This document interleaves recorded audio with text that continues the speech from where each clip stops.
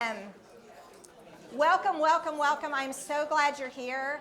As folks come in, I'm going to let them know there's a seat right up front. They have to go in front of everybody and come sit right here.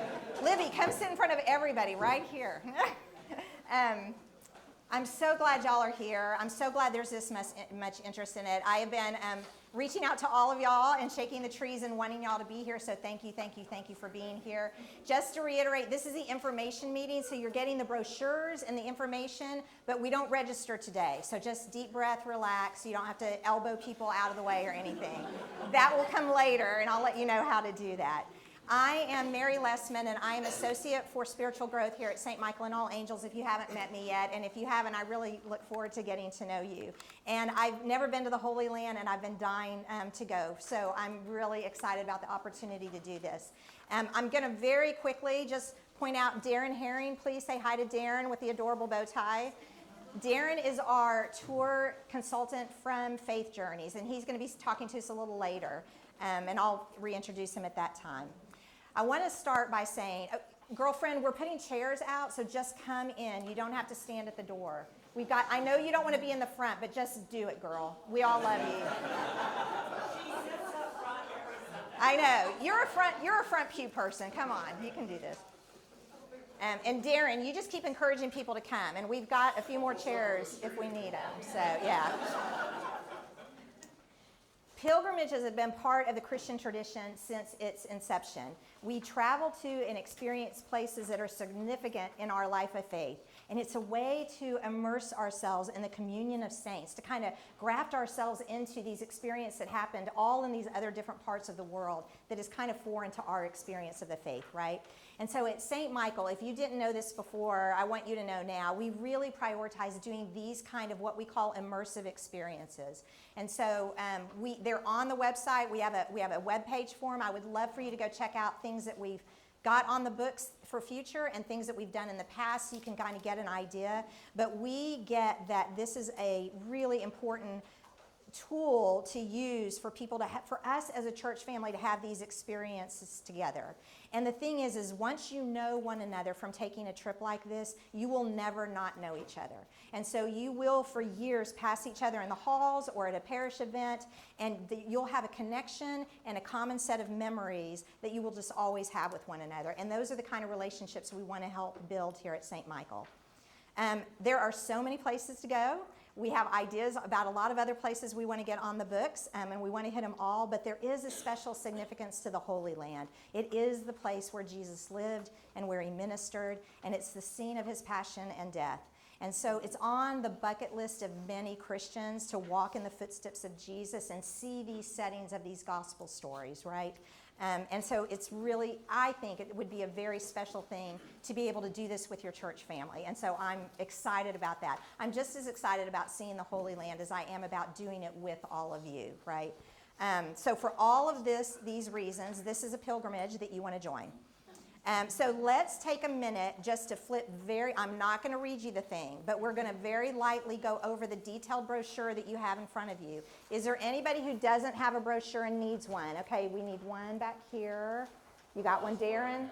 Is that okay, if you're a couple and you each took one, can you we got an extra over here. Anyone else need one? Darren, take the extras anyway, because if people come in late, that way you can hand them off to them. All right, so let's go over it for just a minute. As you can see, we are planning a 10-night, 13-day trip. And the reason that sounds weird is because they had to explain this to me. It's not metaphysical. It's, I know it's the Holy Land, but we ain't working those kind of miracles yet. But anyway, it's because the nights really refer to how many hotel nights we will have. And because we fly in and fly out without hotel nights, that's why you end up with a lot more days. And so actually it ends up making the trip less expensive because we're not doing hotel nights when we are traveling, right? So that's why that looks like that.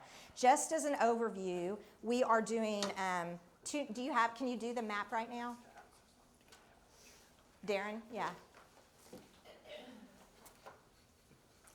I just want you to get a feel, to get a visual of where we're going to go. So we will do 2 nights in Bethlehem, 2 nights in Tiberias, 1 night in Amman, Jordan, 1 night at the Dead Sea in Jordan, and then 4 nights in Jerusalem.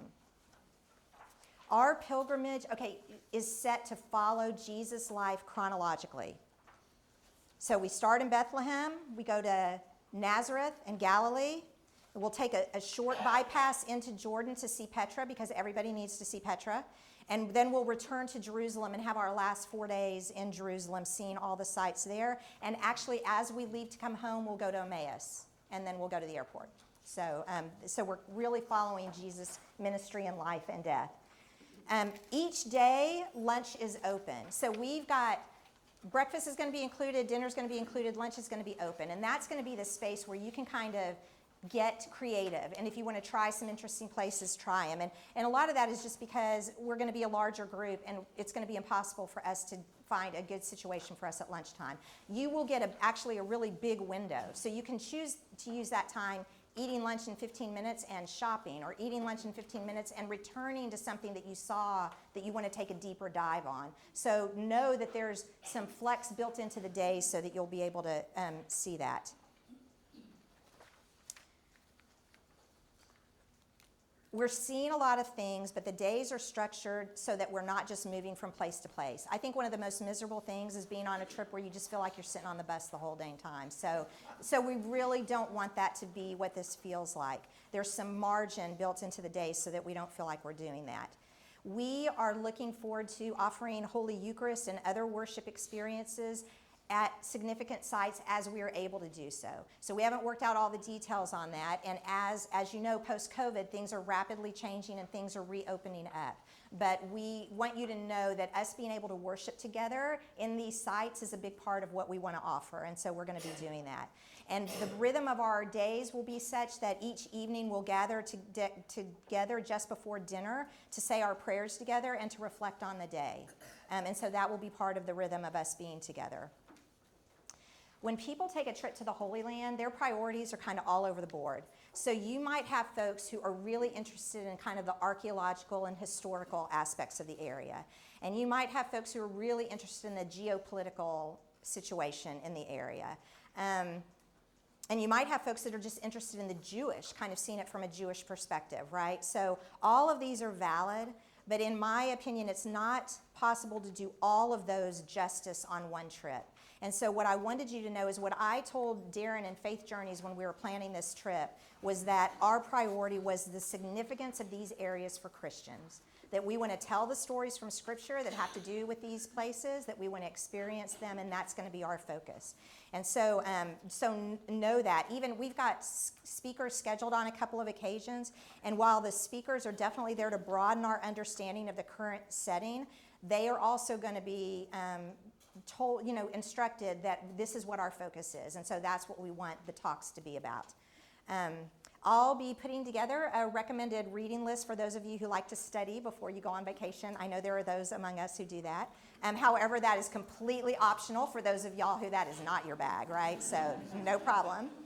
And my plan is also for us to meet several times over the course of this next year socially so that we can all get to know each other and bond with each other and, so that we feel that way. What I learned accidentally, just grace, on the Camino pilgrimages is because that is a physical trip, we needed to train to go on that trip, right? We needed to make sure everybody was physically ready to do that. And so we started these training walks 9 months before we went to the Camino. And what I didn't realize when we first started those is how much of a bonding experience the training walks would be, so that we actually showed up to catch our plane and we all knew each other, right? We weren't strangers in the airport. So I plan on us having several events over the next year so that we will get to know each other that way as well. Okay, getting on to the place where you see prices and numbers and stuff. The trip is priced 2 ways. It's priced with airfare and it's priced without airfare. We tend to have a lot of folks at St. Michael who like to use their own rewards and their own miles and their own whatever, and so that is fine. We've got a way to do that. And yet, if you want to purchase your airfare through Faith Journeys, they will do that as well. And there's no minimum there. If we even have just 4 people who want to do their airfare through Faith Journeys, that's fine with them. So it's not like we have to have a critical mass there. You will also notice that there is a cost supplement for a private room. So if you wanted to do that and have your own room, you could do that as well. Generally speaking, again, this is all changing so quickly post-COVID. Generally speaking, and Darren, correct me if I'm wrong, you fly, the flight to Tel Aviv is generally a one-stop flight through JFK or somewhere else. And the total flight time is about 18 hours. But the long leg is that flight from JFK to Tel Aviv, and that's about 11 hours. So I kind of wanted you to know about that. It's not that long? Okay. Okay, 8 is the long leg. All right, okay, good, see? And do we normally go through JFK or somewhere like that, or do they do it direct out of DFW? It could be Newark, it could be JFK, but before COVID in 2020, American was supposed to start DFW to Tel Aviv. Now, whether it will be going by then or not, obviously they didn't launch it. So it's possible you could do it direct from. Yeah. And if direct from DFW, if it exists, I would guess would be about 10 to 11 hours. Okay. But then it's just the one flight, which is kind of nice. Okay. All right. And I have in my notes what the economy cost of airfare was, but that was February 9th, and seriously, it's changed so much, I don't even want to give you that number. So I'm just going to, but I will say this, for those of you, because we did this on the Camino as well, for those of you who will be booking your own flights with your own miles, and we're going to talk about this. Some of y'all might decide to take pre-trips or post-trips, and so your dates coming in might be different. All of that is fine. What we'll let you know is we will let you know the flight information for those whose flights are being arranged, and then if you want to arrange to fly on the same flight as us, great. If you want to come in on a different flight, that's okay. And then what you would need to do is just meet us at either the airport and then travel with us to the hotel, or meet us at the hotel. That would be our first hotel. That would be kind of the way you would do that. You see the payment schedule kind of on that same page there, right?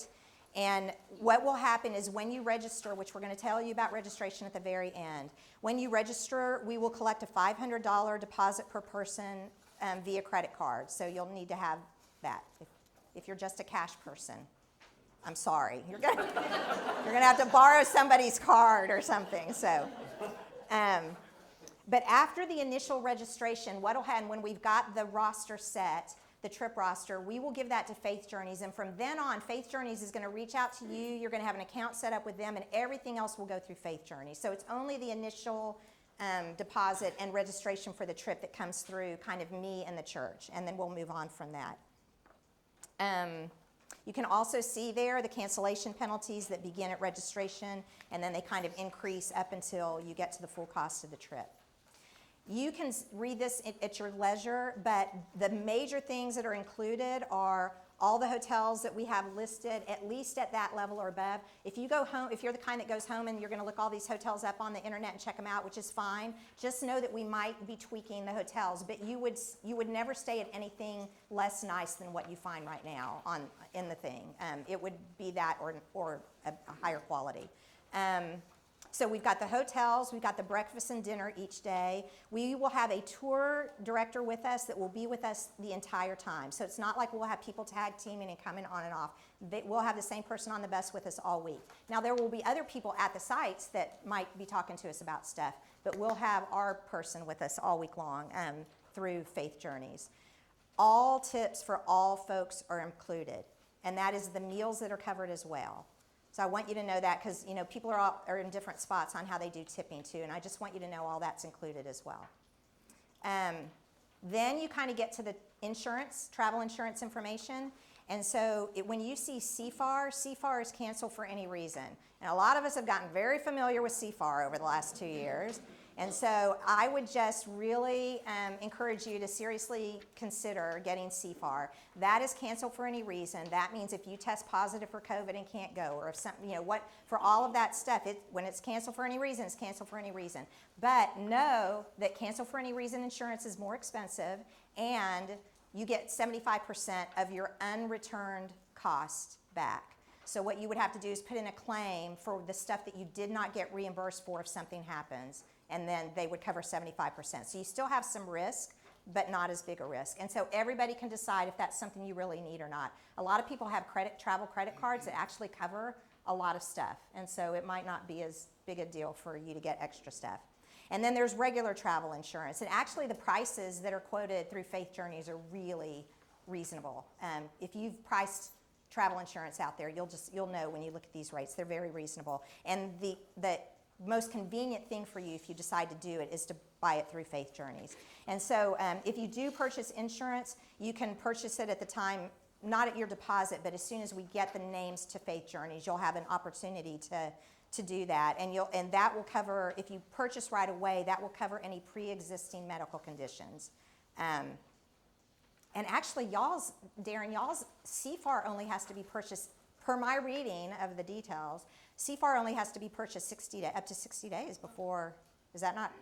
It can be purchased as late as 60 days, but because of the insurance rules, we have to move it to 90 because it can be purchased after you've made your final payment. Okay, So and our you final can make payment will it be then. at the date, our final payment date is at 90 days. So I'm just saying, if any of y'all have priced CFAR for a trip recently, you have to purchase it within 10 or 14 days of booking the trip. And so so you have to really do all your figuring out if you're going to do it before you book your trip. That's not the case here. You've got a really big window to decide if you want to do this. Please note the details on that very back page concerning air purchase through Faith Journeys. If you arrange your own flights, you'll be responsible for making sure you meet the group at the airport when we arrive or at the hotel. And like I said, I'll be sending out the flight info, and so everybody should be on the same page about when we'll be getting in and where we'll be going. Luggage, I asked because I'm someone who wants to know about luggage. There are no luggage limits for Faith Journey. So just know that we've got a bus that we can stick your stuff under. The issue is going to be with the airline. So whatever issue you run up against in terms of checking your bags coming over with your airline, that's your barrier, right? If you can get it to Tel Aviv, we can take it around for you. So the temperatures, the average high temperatures in Jerusalem in mid-March is between 60 and 70 degrees. And the lows at night, and that's the middle of the night, is 40. So that's about as cold as it gets, and that's kind of when we're all sleeping. So, all right, that's kind of all I was going to tell y'all on this. I'm going to introduce Darren and let Darren talk about a few things that people always ask him about, and then we're going to open it up for any questions that you guys have, all right? Darren, would you like to come on up? And I'm going to stand next to you because they don't think that's working well, and so I'm going to hopefully catch some of you. I can talk really loud, Yeah. so that's not a problem. Hi. It's great to see you all. And just so you know, my wife is an Episcopal priest, and I'm Episcopalian. She is the Reverend Canon Holly Herring. She's the rector at St. Anthony on the Desert in Scottsdale, Arizona. So if you're ever out in Arizona, stop by and visit us.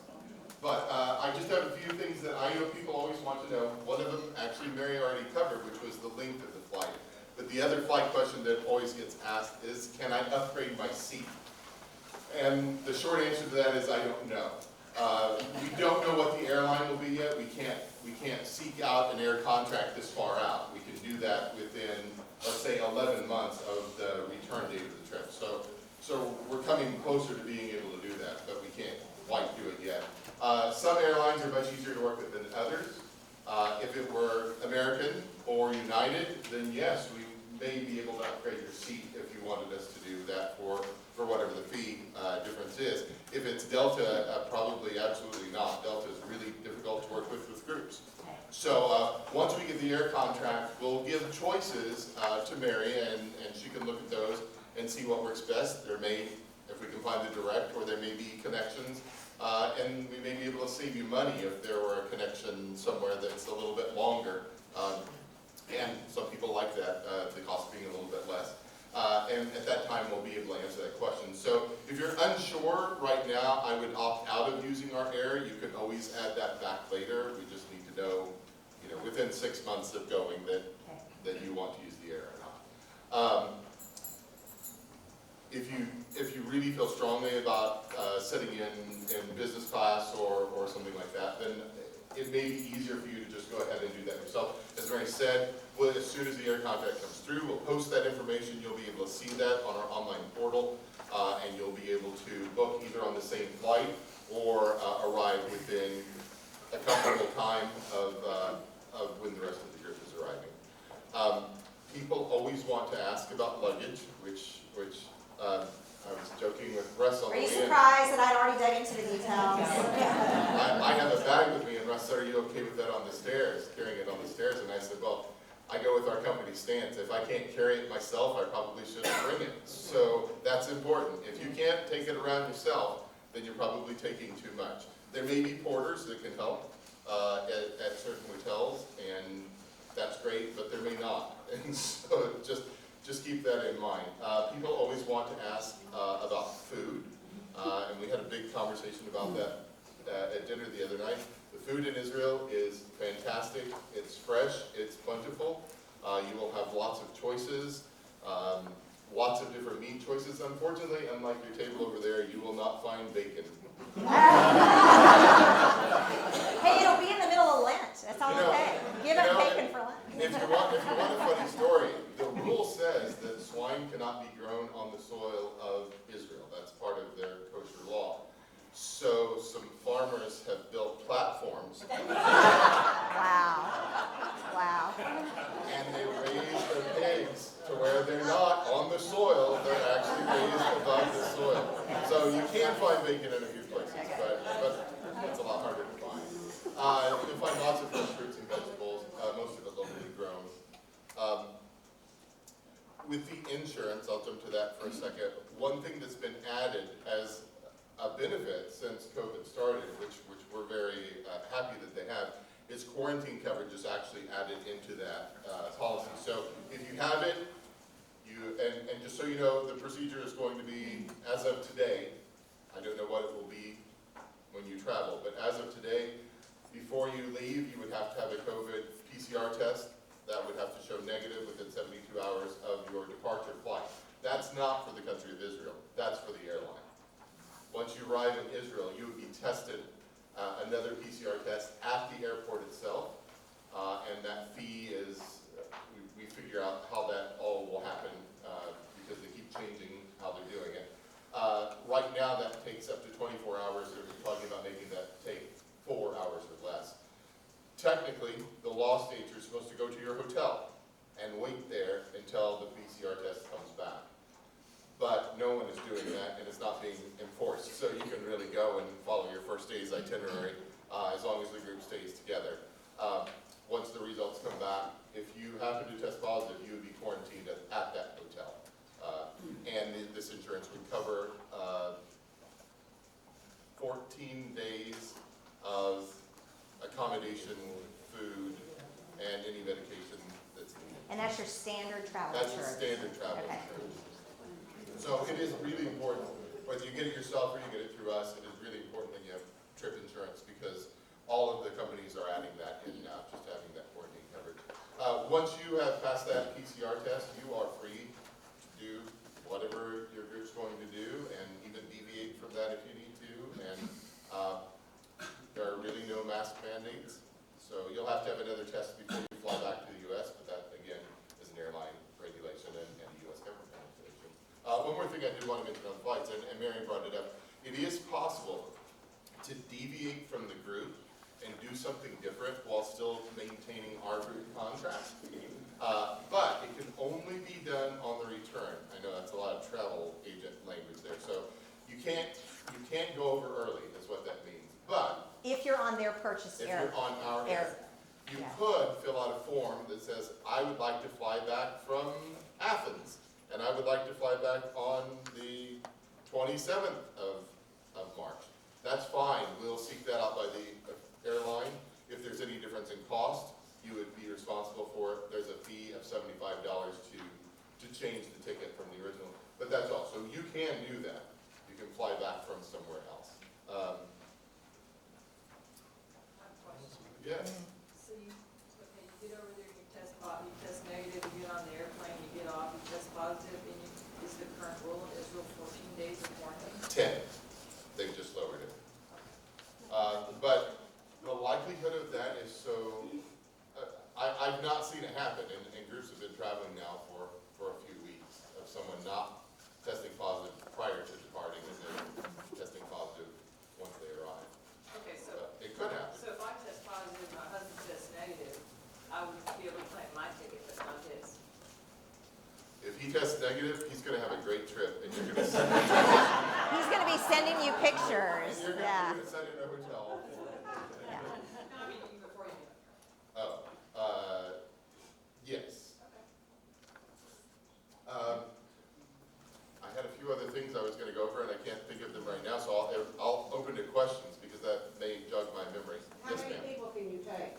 How many people can I take? 140, no, I can't. We really have to limit it to the size of the motor coach. Well, wait. What- Yeah. Says 20. Well, when we go into No, Jordan, where's it say 20? It says a minimum of a 20. minimum of 20. Yeah. When we go into Jordan, the coach size is much smaller than it is in Israel.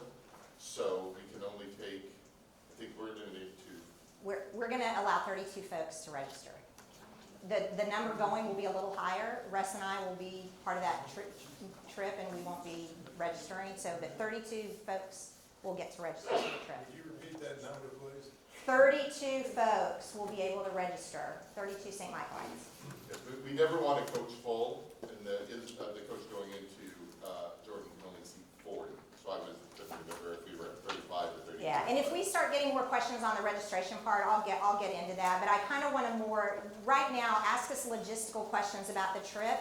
And if there are things that you think other people might be curious about as well, if you know it's very specific to your situation, if you could just email me separately, that would be really helpful. We're a big group, and we don't want to keep everybody here all day, with a bunch of stuff. But I do want to hear your general questions. How long are the bus rides? There's nothing in here that's more than 2 hours. Most of them are shorter than that. You have to remember that I know you're all from Texas and I'm from Arizona, so we're used to big states. The entire country of Israel is about the size of the state of Vermont. So you could drive from north to south in 1 day. 4 hours.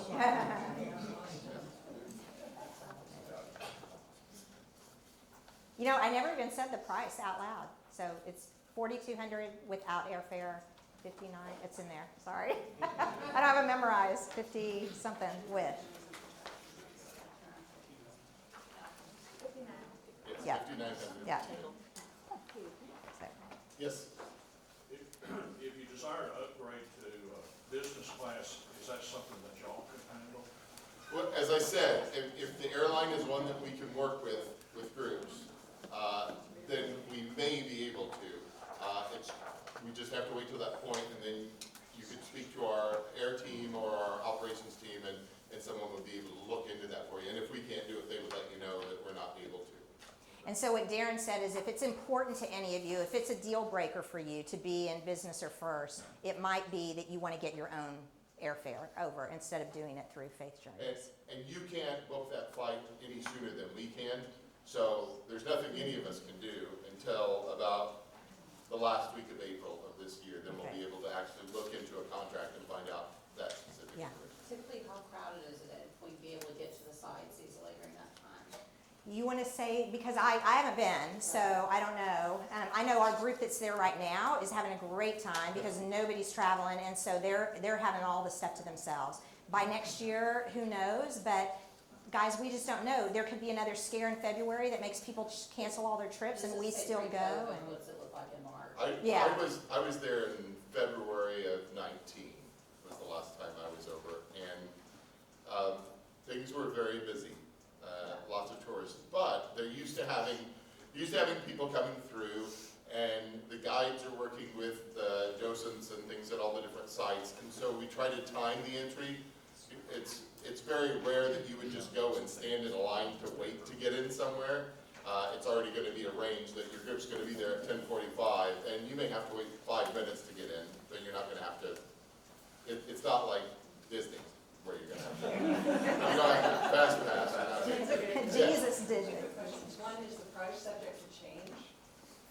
The price is subject to change in only 2 circumstances. One is if there happens to be something crazy with a fuel surcharge or taxes on the air, which in that case we could, or let's say for some crazy reason that there was a difference in a fluctuation in currency, that the shekel happened to just go crazy against the dollar. I don't foresee that happening. I've never seen it happen. I have seen the fuel surcharge, but it was in 2008. I haven't seen that happen since then. The better way is it could actually go down. If we are able to find a great air contract that fits within the budget we have set, that has not too many layovers, that's $100 cheaper than what we estimated, because we've estimated it high anyway to make sure we don't have to go back to you and say, hey, this is going to cost more than we said. We never want to do that. Then we may be able to pass pass along a saving and say, oh, that's why you'll notice the final payment says balance due, because we may be able to say, oh, well, actually, everyone owes us $100 less, or whatever that amount happens to be. And I don't anticipate those prices changing. If they did, they wouldn't change substantially, but I do want to honestly say they might get tweaked just a little, because I am still looking at different hotels, and that might change us a little, but hopefully it won't change our price. But if it does, it's going to be very small. So. And the second is, this is registration, sorry I'm gonna pay up like a lot of people. Can couples sign up together? They Or- can, and I'll get to that. I'll get to registration. Yeah. So did Darren do the trip for the people over there now? No. And how often does St. Michael's do these trips to the Holy Land? So St. Michael's plan is to go every year. And every other year, it's a family-focused trip. So the one that Chris is leading right now, it's family-focused trips. So you have families with youth, teens over there, right, on it. This is the one that I'm doing, that we'd be doing together next year, is an adult trip. Then the next year, family, the next year, adult. So as we get to registration, and I let you know that probably not everybody who wants to go on this trip is going to be able to go on this trip, I just want you to remember, you will get a chance to go on a trip to the Holy Land with St. Michael if that's what you want to do. Being that we're Episcopalians, we're all intelligent and informed. So maybe we could live. How do you match our intelligence and informed nature with docents? Or can you? Well, Guide. we'll assign, your guide isn't, or your tour manager is also a licensed guide in Israel. You have to be certified. And I know from my own experience what groups work, or what Episcopal groups work well with what guide. So we will match you with a Palestinian Christian guide that may be part of the Episcopal Diocese of Jerusalem already. So he'll or she will have an understanding of that. But they're all fantastic in their knowledge of comparative religion anyway. So they'll know what tweaks your interest. And by the way, Chris Carrata and my wife were at seminary together. So I've heard some stories I could share. Okay. At the end, I might give you a platform for that. So. Okay, would you like to hear about registration? All right. Okay, so I'm going to start by saying that we anticipate that the trip is going to fill on the first day when it opens. And as you see in the interest, right, that's probably going to be the case. We are allowing 32 slots. I'll walk you through all this. So the most likely scenario is that not everybody who wants to make this trip will be able to make this trip, right? And so please be gracious with me and with us. It's a wonderful thing that there is more demand for us to travel together than there are slots for us to be able to do it. And as we noted before, our intent is to keep doing this trip. And so even if you don't get on this one, another's coming, and another's coming the year after that. And so if you want to go to the Holy Land with St. Michael, you will eventually get to go to the Holy Land with St. Michael. And so we're going to allow 32 people to register for the trip. With my husband and Russ and I, that means that 34 of us will be going on the trip. That's quite intentional. 34 gets us some lovely benefits of scale in our pricing, but it's also not so large that we feel like we're herding cats all week, or that we really don't get the opportunity to get to know each other the way that I would like us to get to know each other. We'll have plenty of room to spread out on the bus, because the buses seat a lot more than that, so we won't be cramped up on top of each other, and we'll get a better opportunity to get to know each other. We'll be able to move around a little more efficiently, and so and then when we get the opportunities to gather together for worship and for reflection, that will feel a little more intimate than if we took a larger group. Online registration, there's my man, he's so good, will open at 9:00 a.m. Central Time, Central Daylight Time apparently, on Monday, April 4th. And so you'll register through the St. Michael webpage for this trip. And the link to that webpage is right there. So if you want to take a picture of it with your phone, but it's just if you go on our website, you go under, I'm trying to think what the main heading is, but then underneath it, it's immersion experiences. And if you click on immersion experiences, you'll see little teasers on all of the trips we've been doing, and you'll see the Holy Land 2023, and you click on that, and that takes you to the Holy Land 2023 page. And that's where you will register from, that page.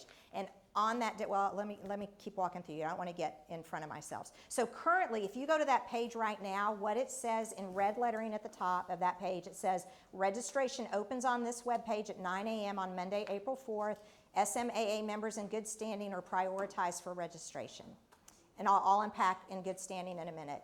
So on April 4th, sometime prior to registration opening, that verbiage will change and you will see a red button that's for registration. Those of you who are eager beavers and get on at 8:50 and click on that button, it's not going to take you anywhere. It's not going to open until 9 o'clock. And so if you do keep clicking on it, make sure you refresh your page in case you have trouble getting in at 9 o'clock, right? The button will go live at 9 a.m. That's going to allow you to take you to a registration form where you'll give your information and make your deposit. Already told you about clicking early. Okay, this is really important. Yes, when you go to register, you're actually going to be able to register up to 4 people, but know that that's subject to the whole members in good standing thing. But if there's another couple you really want to go on this trip with, and they're out of town or they're indisposed, and they want you to do the registration for all of y'all, you can do that, right? It's just, we're just trying to make it a little more convenient for you. So you can do up to 4 people. Just because you get to the registration form and complete it and give a deposit does not mean that you've made the trip. I need y'all to hear that, okay? So you'll get in there, you'll register, you'll make your deposit. You're going to get something, I think, that says that they got it. But we're allowing more folks to register than we have slots because we want to have a little cushion there for the waiting list. But at a certain point, the registration form will change and it will become a wait list. And that means that too many people have registered, and so now the people that are coming on and wanting to register, they automatically go on the wait list when they come on. All right? So does that kind of make sense? I'll notify all of those who registered. Everybody who registered and got through and left a deposit, I will notify all of those about their status on the trip about 48 hours after registration opens that Monday morning. And so until you receive an email from me confirming that you're on the trip, your status is not confirmed as being on the trip, all right? I'm so sorry, that sounds so hard-ass, but I just want to I don't want people to be upset because it didn't happen the way they thought it would happen. So for the first 48 hours, members in good standing are given registration priority. And if the trip is not full after 48 hours, then non-members will be considered in the order in which they registered. So if you've got a friend that lives out in Charlotte, North Carolina, and you want her to go and be your roommate on this trip, she can register at 9 a.m. on Monday morning just like everybody else. And you want her to, because we will slot people who are not members in good standing in the order in which they registered once we give that 48-hour window to our own members. Right? Deposit will be collected, additional first. Okay, I think I've said all about registration I planned on saying. Questions about registration? Define a good standing. I wish I had Carolyn Maroc here. My understanding, it's basically that you actually come to worship. We don't just see you at Christmas and Easter, and you're financially supporting the church. So. Any other questions? Okay, I'm really, really excited. Know that registrations is 2 weeks from now, right? So we've got 2 weeks. If you've got questions, email me, call me. We'll talk through it. And then I'm hoping that this interest is a sign of how kind of quickly we'll seal this deal and be ready to start talking about our adventure together. So thank you so much. If you have travel-related questions, I'll be here for a few minutes. Just come and see me, and I'll be happy to answer what I can. Do you have one more for the group? Uh-huh. Do volunteers get priority treatment? No. All my vestry members would be saying, hey. Bye, guys. Thank you so much. Go in peace to love and serve the Lord.